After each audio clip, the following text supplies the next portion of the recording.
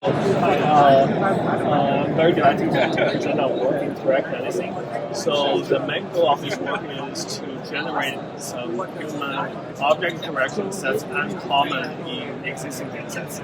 So the major insight we have here is to leverage some foundation models, the LLMs, the VLMs, to provide some essential information for us to generate an object interaction.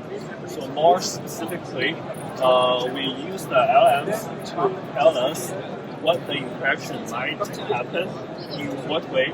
So it will tell us, so if we give a prompt or a person grasp which chair, the LLMs will tell us, okay, for this interaction, where the chair would approximately be in front of me or to the left or right side of me. And then if we have this coarse information, and then the LLMs tell us, so for this interaction, the human hand is grasping some certain parts of the chair, but for open set objects or for the objects that we first see, we don't know the upper part of the chair.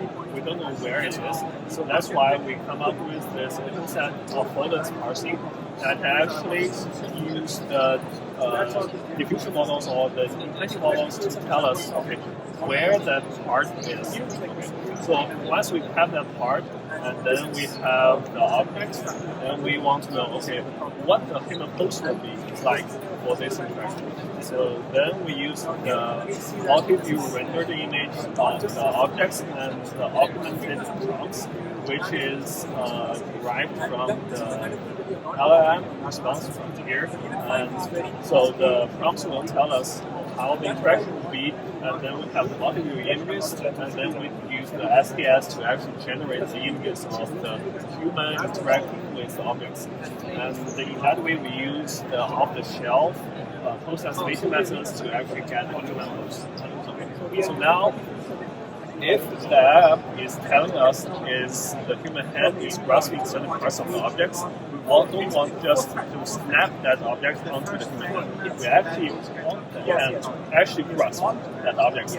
That's why we have this fine-grained HLI optimization that's use optimization to actually generate a plausible human pose that's actually grasping the object. So with all these constraints, we finally have an optimization-based method to optimize the human pose, optimize the objects, so that we get very plausible and uncommon interactions from the prompts that users make. So that basically is our results. This is how we generate different kinds of interactions and put them into the